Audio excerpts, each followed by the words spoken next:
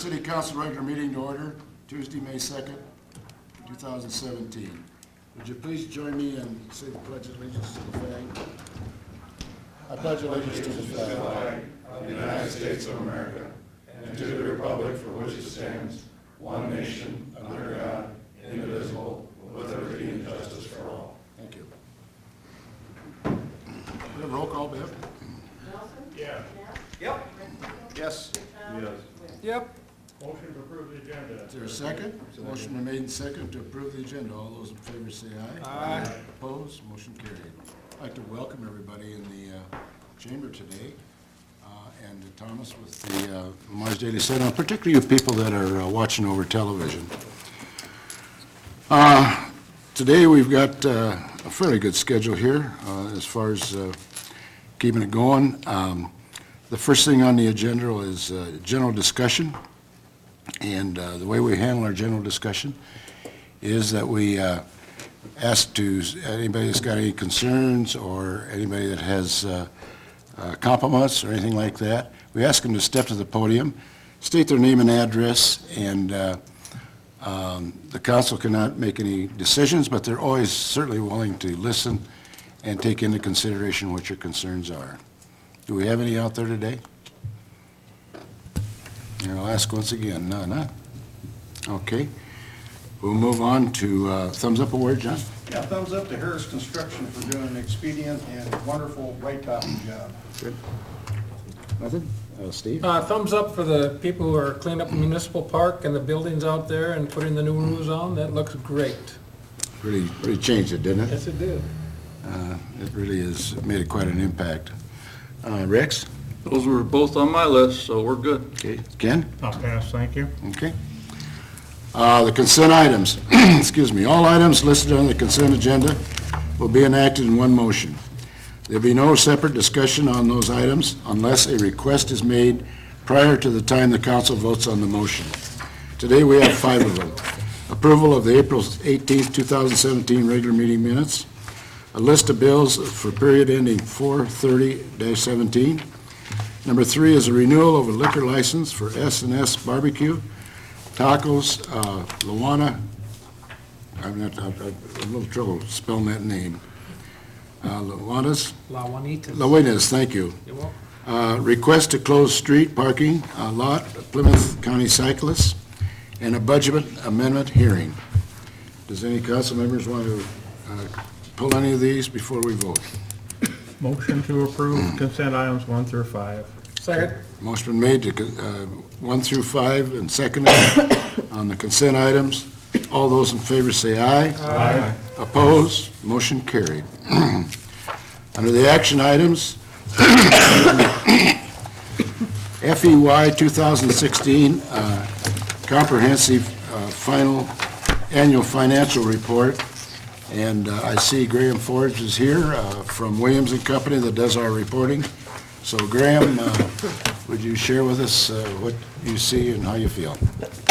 Sure. What I'll do here is kind of make a quick kind of run through the report, hit on a few items, but keep things fairly brief, but feel free to stop me with questions, comments, anything like that as we go here, and I'd be more than happy to answer any questions you have. So, I think to start off, I want to thank Bev and Jason and the rest of the staff for helping us put together.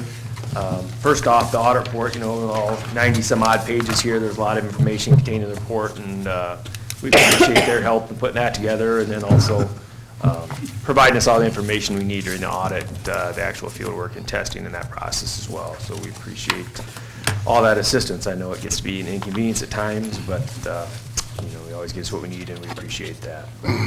So I guess the first thing I'll just take a quick look at here is on page 4. I think if you got some copies in front of you there, is the second page of our actual auditor's opinion. And in the aptly named paragraph there, opinions paragraph, is where we say, in our opinion, that the financial statements contained herein are fairly stated, which is a clean, unmodified opinion, which is what you're after. And you also will note there that we reference the opinion of other auditors.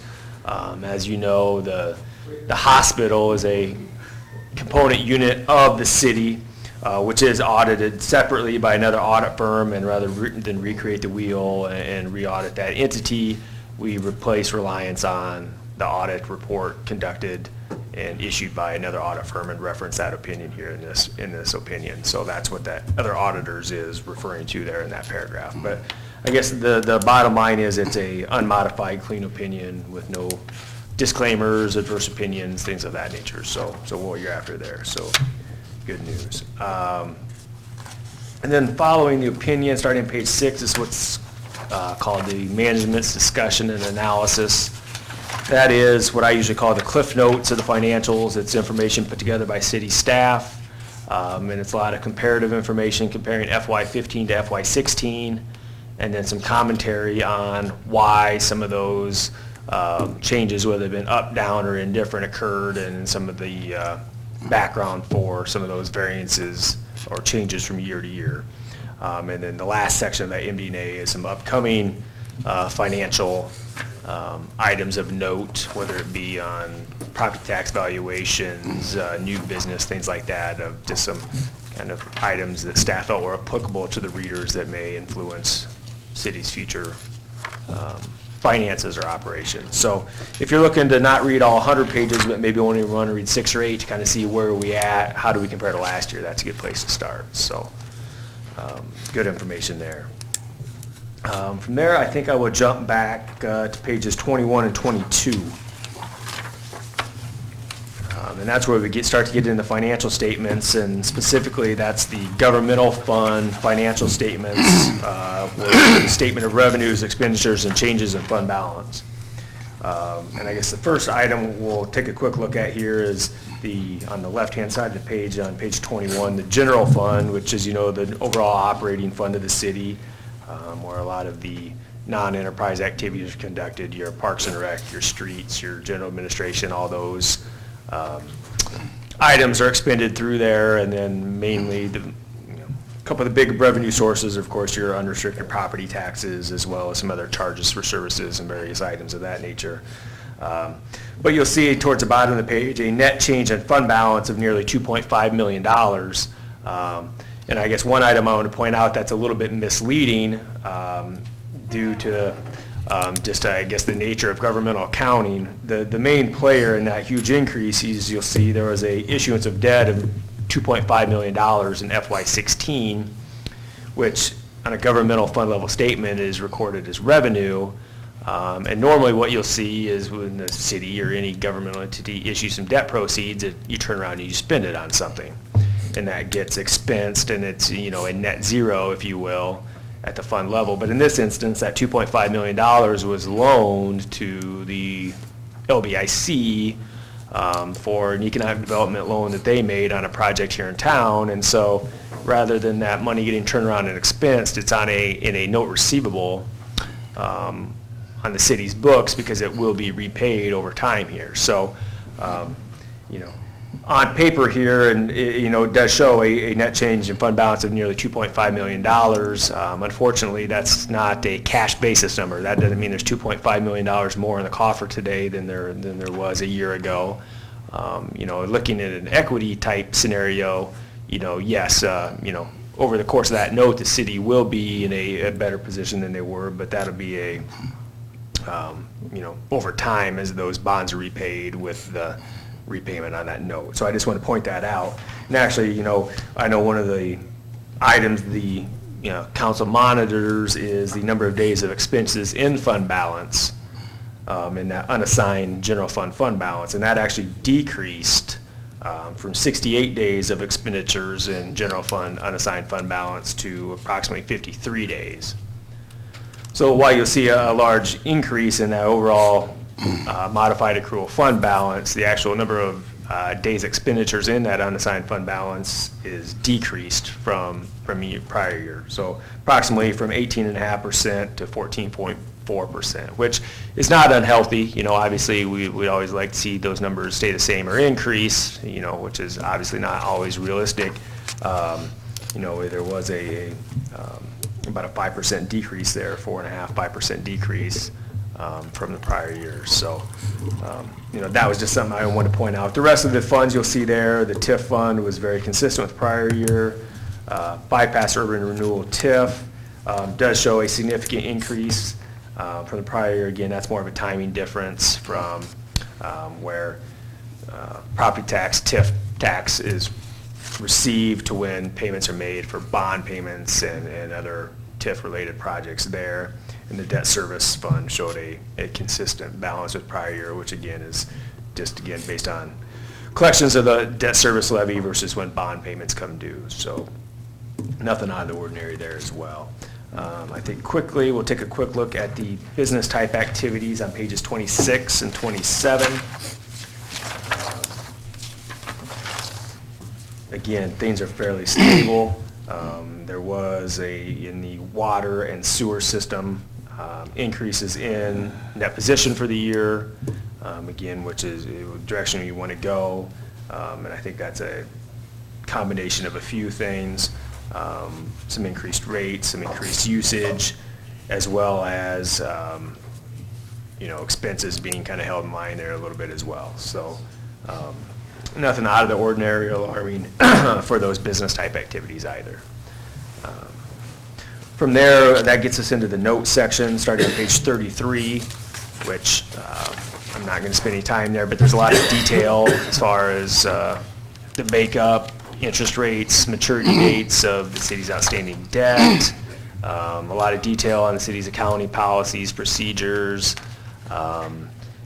things all the way down to composition of their capital assets, net book values, things of that nature, and a lot of information on the net pension liability of the city, which if you recall last year we talked about for the first time, where the city was required to record a liability for their, even though very small percentage, their proportionate share of the unfunded liability of IPERS that the city participates in. And there's probably approximately 8 to 10 pages of information just regarding that specific liability in here as well, which again is a lot more detail than we're going to get into today. But if you have any questions on that, there's a lot of information contained in the document on that topic as well. So otherwise, following the notes is some other required disclosures, many of which related to that net pension liability again. There is also on page 70 and 71 the budget comparison schedule.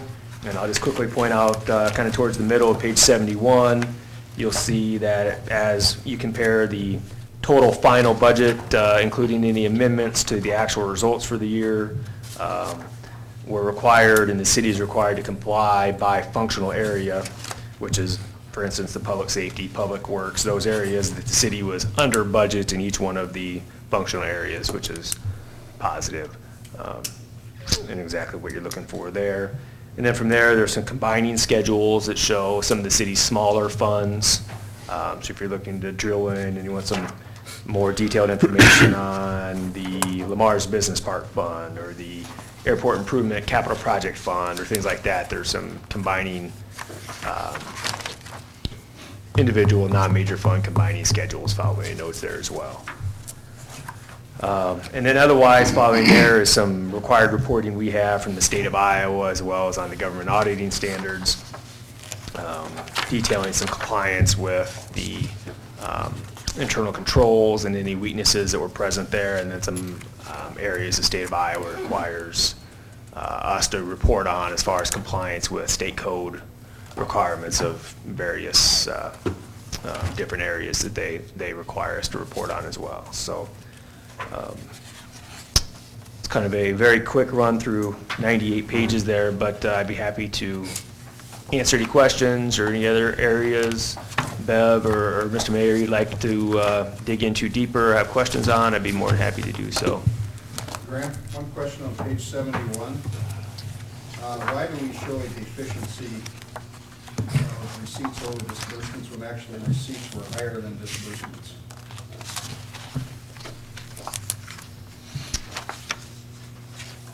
Would that be on that final column, Yeah, John? I see, the final column and final budget. So I think on the final budget, we are actually showing an excess. A positive number would be an excess. So the final budget, it would show about a $4.3 million excess of receipts and other sources over disbursements. I think we're looking at the same thing there. Okay, I was looking at the final receipts of 11.7 and disbursements of 8.1, so we show a deficiency. Oh, okay, I'm a couple lines off. Okay, yes, excess deficiency. So you're looking, Way over on the right-hand. column. yeah, that 3.6 million is where you're looking, 3.619. Right, that would seem, I wonder if there's a formula error there. I believe the math works, but I would say, yeah, that should be, the way this is set up, probably should be shown as a positive number, not a negative. I would agree with you there. Okay, Yeah, because obviously, yes, 11.7 million would be in excess of Right. 8.1, you know. okay. I think there must be a formula area there, John, good catch, but no, I would agree, you're correct, that is an excess, not a deficiency. Anything else? Any questions for Graham? If not, Graham, thanks so much. Yep, thank you. Looks like it's a pretty favorable report, doesn't it?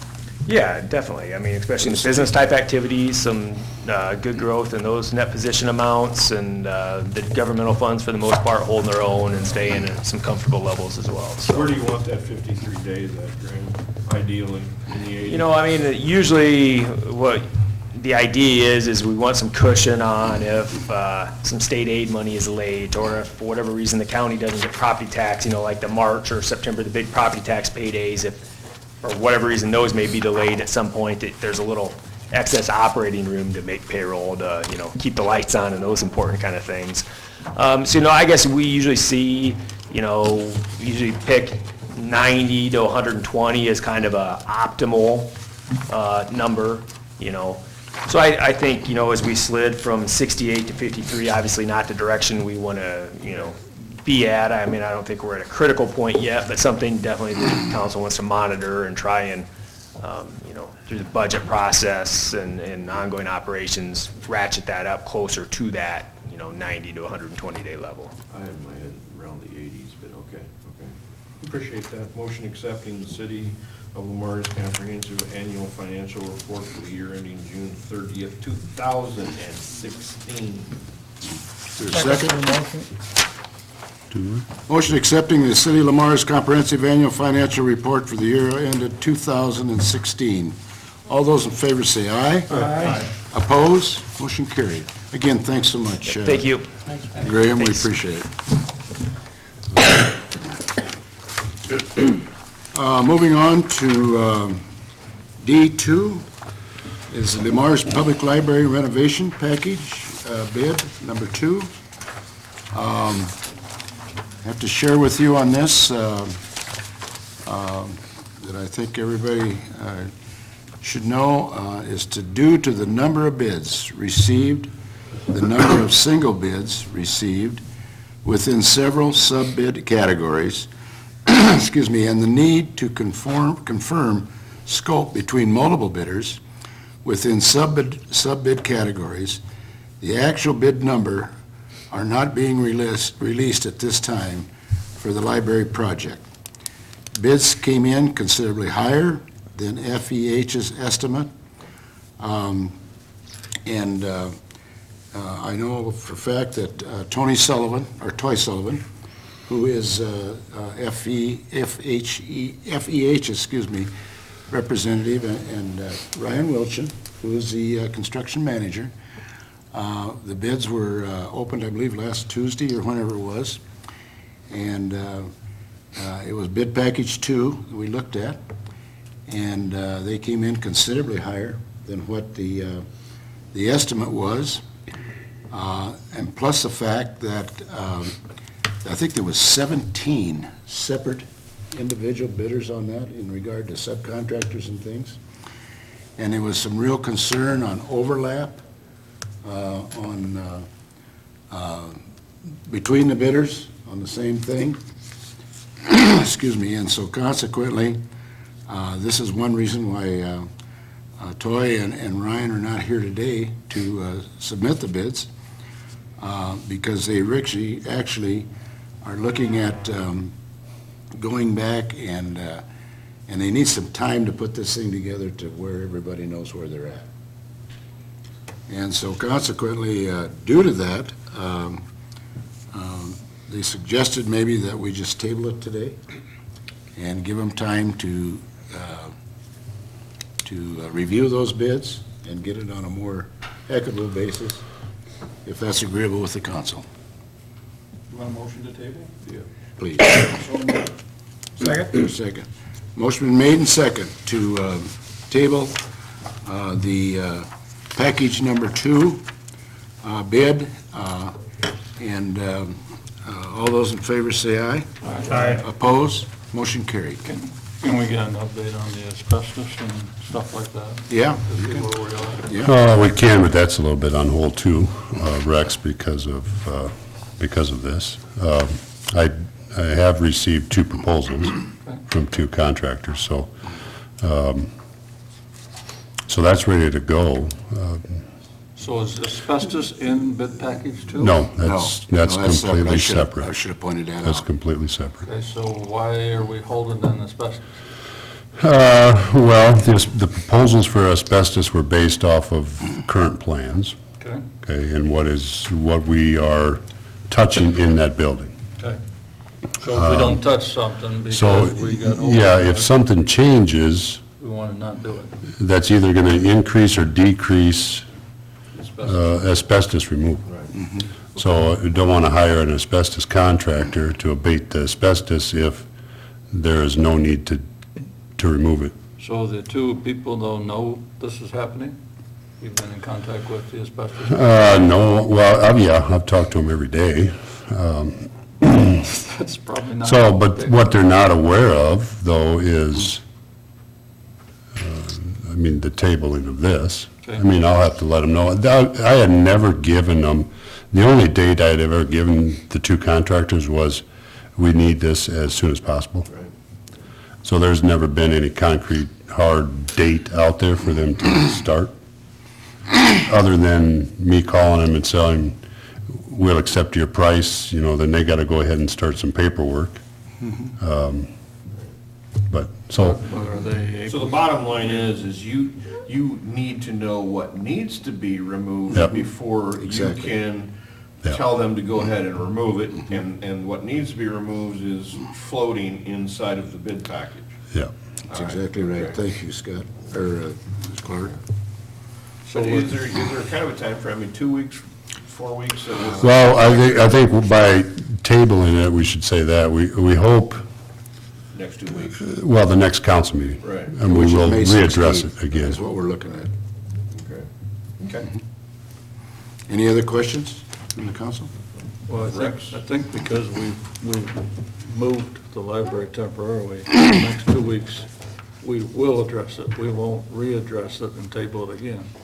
We'll have to come to a conclusion in 2 weeks. I agree. Yeah, because I don't know what the timeframes are, Rex, as far as how many times you can delay a bid before they're no longer, Right, but what I'm saying is, Yeah. let's make sure that yeah. everybody's aware that at least this council person is gonna make a motion one way or another in 2 weeks. Yeah, because we have a commitment with the Eagles Yes, as far as that building. and a commitment with all the library patrons and people to move the books all summer and all this kind of stuff, so. Well, I think in 2 weeks we can get it Come back resolved. and resolve it. Okay. Okay, thanks for listening. Going on to D3, which is Lamar's Public Library Renovation Project, Bid Package 3. And again, for the same reasons, I would think so.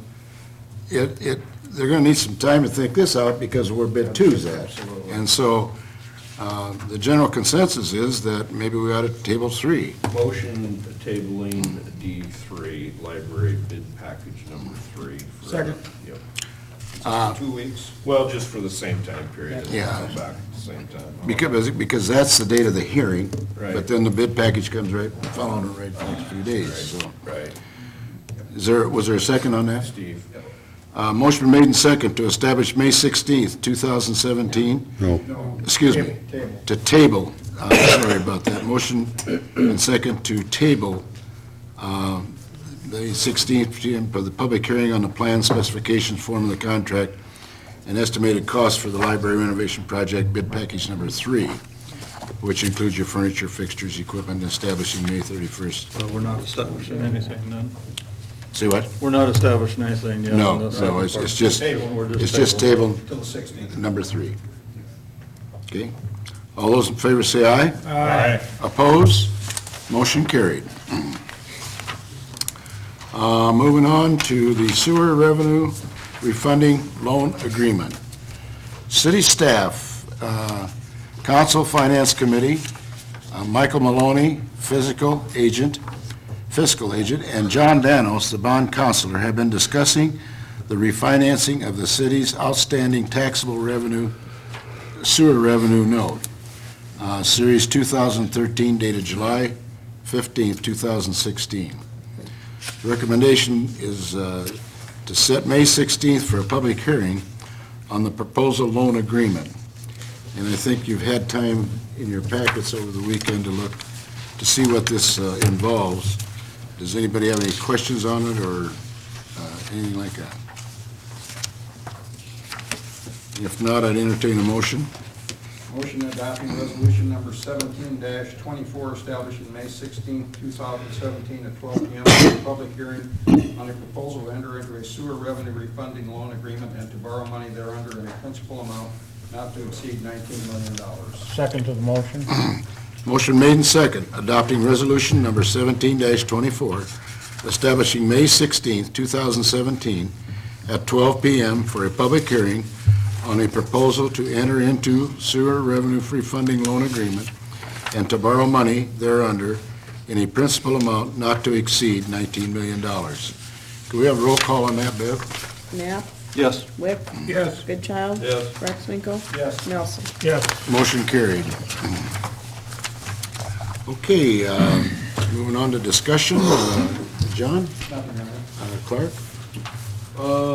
Several sidewalks around town. Greg, you got an update for us?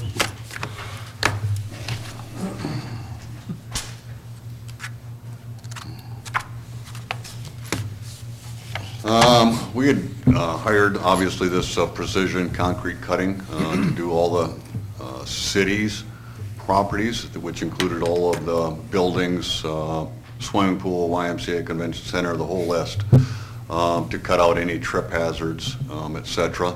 That was all completed about 2 weeks ago. They are back in town. They had missed a sidewalk. They're back in town today. It's probably done by now. They were going to catch it late this morning. So all of the city properties are completed. As far as you all well know, last fall, I sent out letters to a lot of people in the northeast and northwest part of town, and I am fielding phone calls on that daily, that several of them are replacing sidewalks. I'm going up into that neighborhood almost every day of the week to talk with the property owners, what they need to do to make their repairs to their sidewalk, either repair or replace. So I'm getting good response from my letters. Obviously, there'll be some that are not getting done. The city rights-of-way of sidewalks in the north portion of town, which is northeast and northwest, has all been cut out of trip hazards by this Precision Concrete Cutting during this same time period. There are some sidewalks that I know property owners are going to be replacing the entire length of their sidewalk, and we have, when I know they are pouring a lot of concrete, the city is also going to be replacing our bad right-of-way sidewalks at that same period of time, whether that means cutting curbs or just replacing slabs, but to make everything compliant, so. Where are we at on the new sidewalks that aren't in, that have been property owners that have been told to get the sidewalks in like maybe 3-4 years ago? Correct. that aren't in? And I'm sure you're referring to the Happy Trails. I'm referring to Happy Trails. Correct. I'm also referring right next to the veterinarian that we made put in, and now we've got an open lot there that was promised to be put in, then it's sold and promised to be put in, and blah, blah, blah. Where was that one at, Clark? I don't know. Back in Ailes, across from the football field. Yeah. It's Oh. not Pat's anymore. Schrader, Preston. Oh, okay. I'll have to take a look. I talked to him last fall. Oh, okay. That one I wasn't aware of. So I'll look into that one. Happy trails. Happy Trails, I mailed out a certified letter to them 2 weeks ago. I've not heard a thing back. I gave them till May 31st, as I did with everybody on the north part of town when I did theirs last fall. I gave them till the end of May. So that's what I did with this individual also, gave them till the end of May. If it is, I've not heard anything from them. If it's not done by the end of May, my letter was very clear and to the point that the city will be hiring a contractor immediately thereafter to put it in. But didn't we give him a letter last fall saying that? Not a certified letter of abatement, no. The two total, it was just a courtesy So letter. he steps forward now and says, I have these plans and I'm gonna build in Right, 6 weeks. Right. That's no good? no, We're gonna start June 1st. absolutely, Okay. absolutely. Where are we at on dogs? I brought up dogs last week. I'm not gonna drop this. If it's Lamar's, tell you what, it's a serious thing, guys. And quite frankly, and I'll just say it, we need to deal with dogs. And we need to get a program to deal with dogs. And I'm not gonna drop it. I'm not gonna wait until somebody gets hurt. So where are we at? I think it's at least a safety committee issue at minimum. But as I read the Iowa code, we're responsible. We've actually neglected this. I had a private citizen, a lady, that has gone out and she's actually cornered a few dogs. She's requested from the police that she be notified because she wants to rescue them. And I told her, I said, I appreciate your heart and your attitude in this, but if you were my wife, I'd be furious. Because you got no business out there trying to corral a pit bull. And I'm not gonna get gender or breed specific. I'm not interested in breeds. But any dog, she has no business doing it, and we need as a city to step up and get this thing figured out fairly quickly. I know. Plus, someone called the police department about a stray dog about 3 weeks ago, and the response they got from the police department was, call your councilman. I don't appreciate that. I don't appreciate that at all. Because what am I supposed to do? What are we supposed That's- to tell people who tell us that this is not how it should be done, Clark? Go get them. You're the policymakers.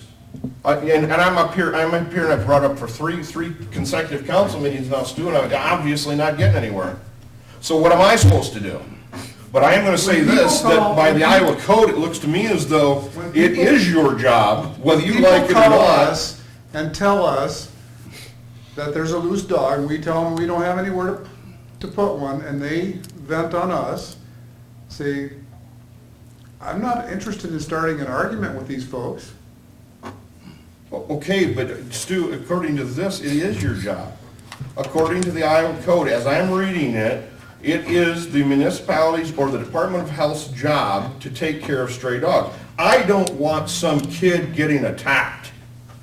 I don't want to be on the receiving end or see some child walking home from school getting his arm gnawed off by a loose collie.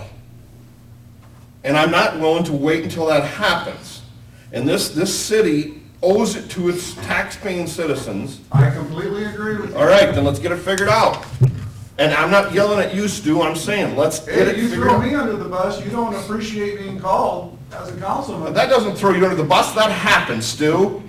And what am I supposed to do to this person? Whoa, here, let's figure out some way to get it turned around. All right, so, to address your first question, where are we at? Unless Jason's done something else on it from 2 weeks ago, nothing's changed from 2 weeks ago. The biggest issue that we have found right here in town is exactly what Stu said. None of the veterinary clinics want these stray dogs in their facility. We cannot make them say, you have to take these stray dogs. They don't want them, and we have no place to take them. I don't know what alternative there is, unless, you're right, it is the police department's responsibility to follow up on these stray dog complaints and do what they can to catch them. Some stray dogs, I kid you not, you can't get from here to that wall close to them and they're gone. And I mean, you'll chase them like that all day long. Believe me, I've been there. you'll chase them all day, you'll never catch them. But they're probably not the ones biting people either. In any event, we have no place in town to take stray animals, and that's cats, dogs, it makes no difference, because the vet places do not want them. So I don't know what alternative we have. I think it would be extremely costly to, you can't take an officer off the street. You'd have to call in an officer off duty that a duty officer called, or took a dog complaint, caught the dog. You would have to call in an off-duty officer to transport this dog to Sioux City and back. We've had dog catchers in the past. We have.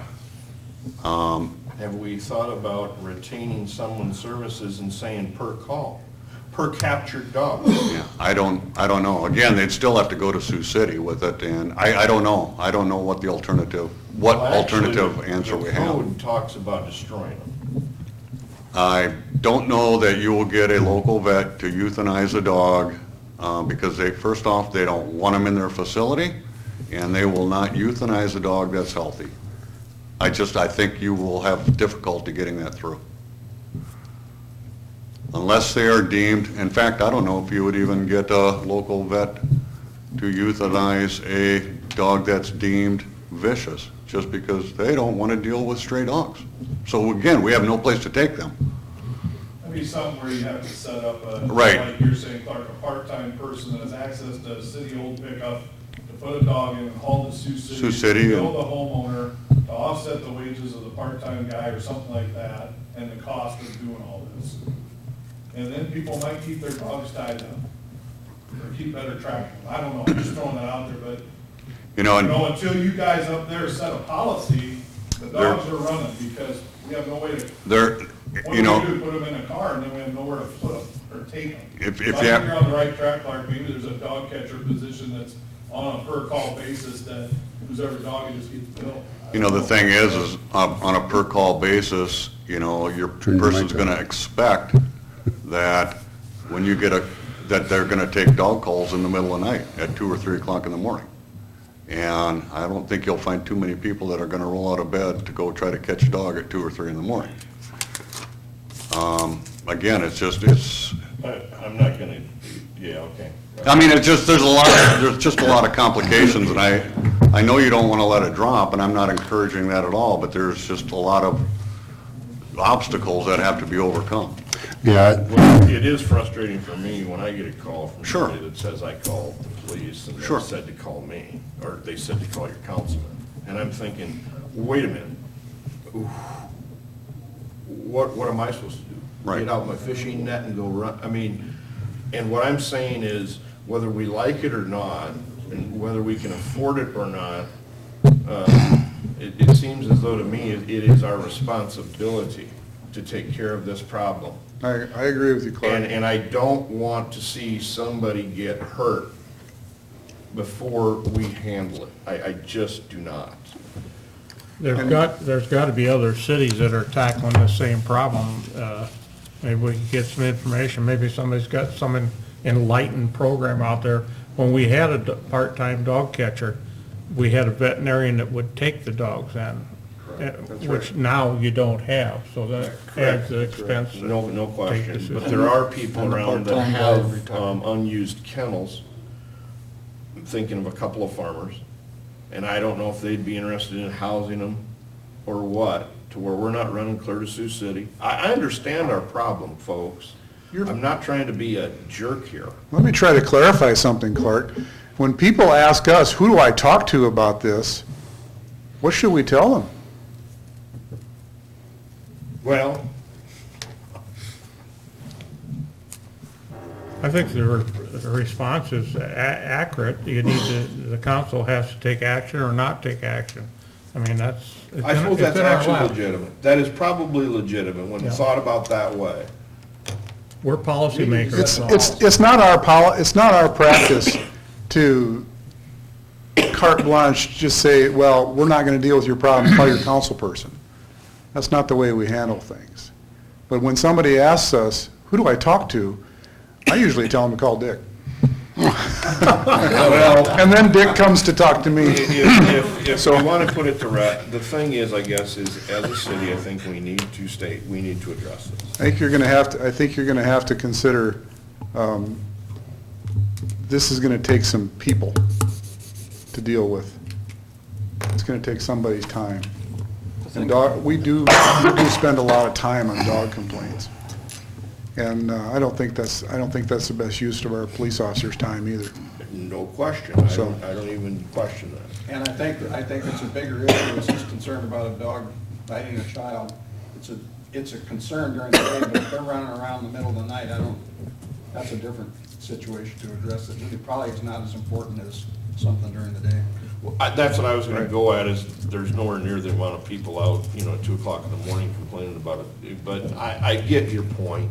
I'm just merely saying we have to do something. Our ordinance covers vicious dogs and impounding and everything else. We just don't have facilities to do it. Is that kind of the? Yeah, you gotta put them somewhere. Yeah. So- In a nutshell, that's the biggest issue. We have no place to take them. Maybe we could advertise and see if there's somebody out there that is interested. That'd be a way to start. And if we find somebody, If you had like an independent contractor Yeah. that's willing to do Yeah. that. Well, I was just thinking of somebody being on a retainer, say a couple $100 a month. I have no idea, couple $100 a month. He doesn't get a call, he still gets his $200. Every call he gets that he captures the animal, he gets 25 or $50. What we've done in the past as far as those positions, I think they were, Bev, can you help me out here? I think they were part-time and hourly, weren't they? Yeah, Contracted employee. but it was Was it a monthly contract? It was 6 to 8 grand, I think, when we had it in the budget. Something like 6 to 8,000 a year. And was that, I think that also covered the pound fees. It did. That was the whole position, and that guy also retired, didn't want to do it anymore.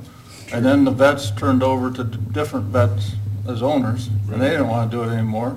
So then we, And when you hear Fought their in- explanation, you really can't blame them. no, they, I don't blame him, I don't. so we've had it for 10 years, and we've not had it for 10 years while I've sat here. We're in the rough terms.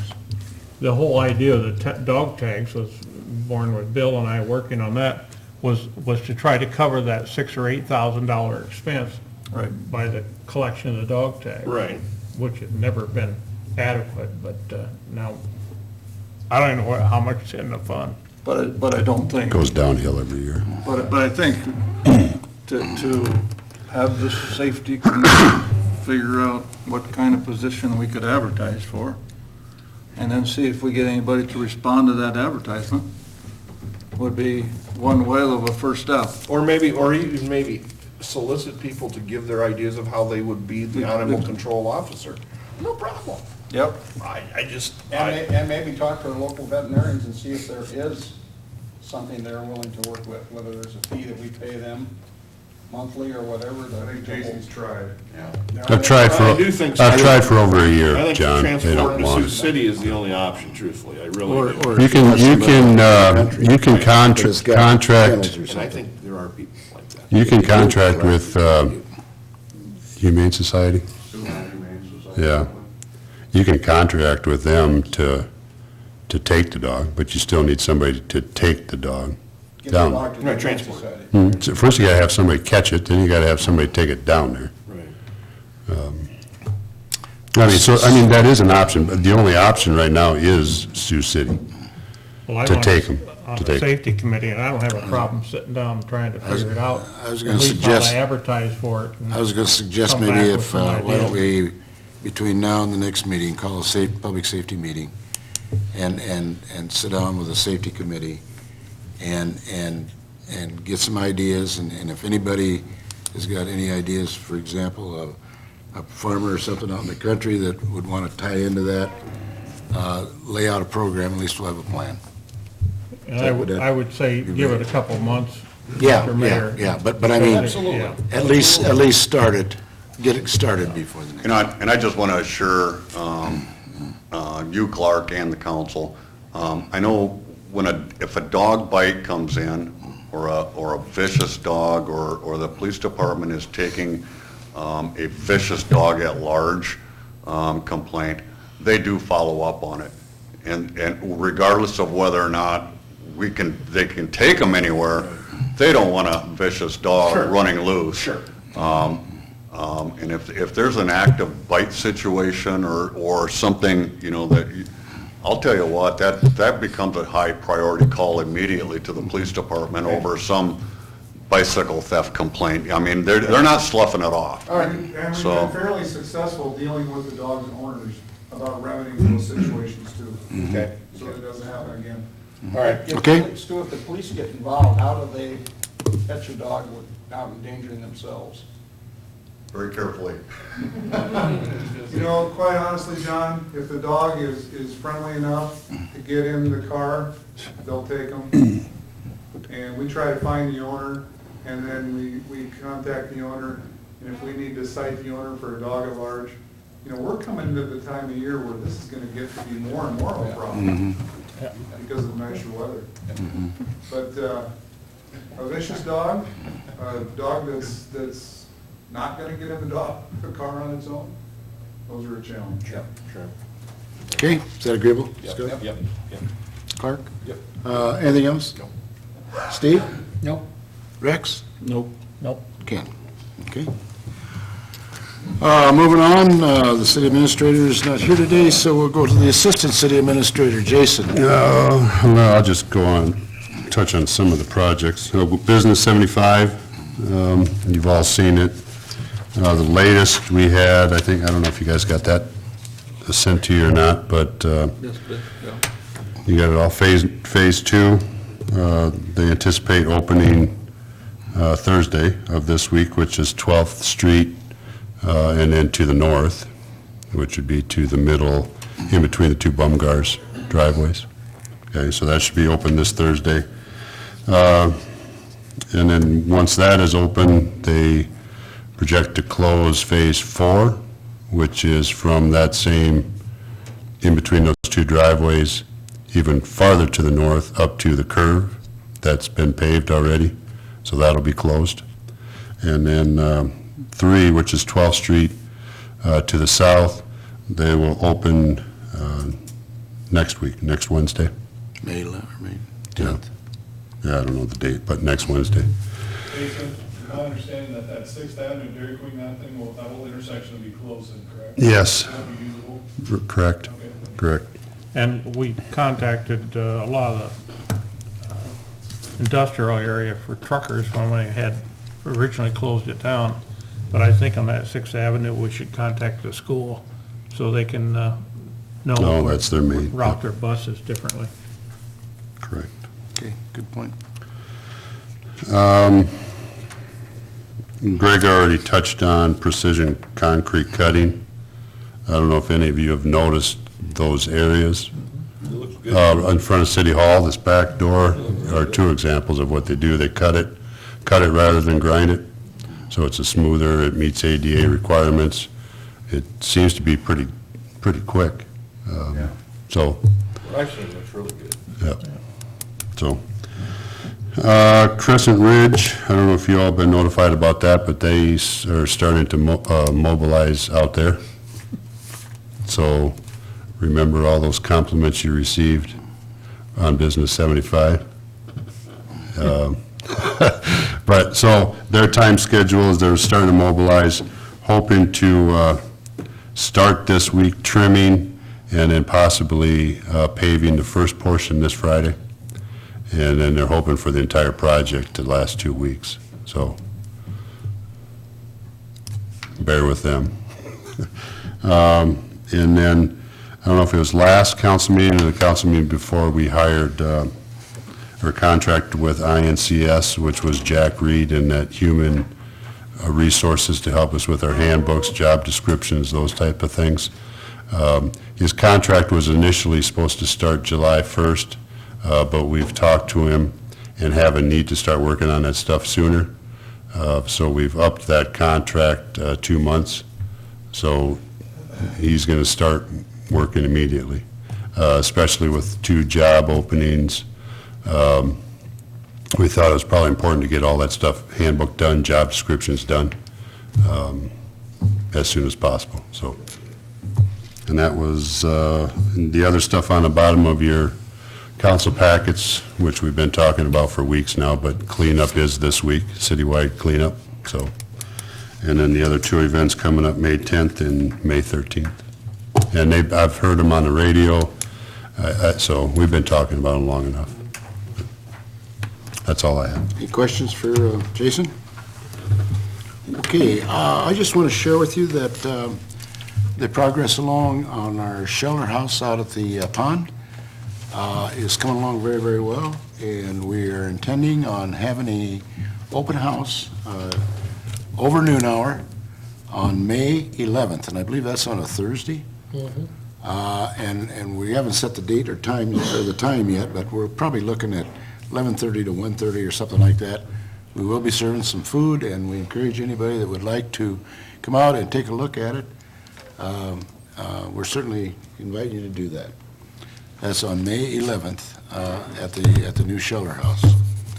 The reason they're having that on May 11th is because May 12th, we've got it rented. So we're hoping that basically the majority of it is going to be done. That's all I have. At this time, we're going to be going into closed session, so I'd make a motion to enter closed session under Iowa Code Section 21.51.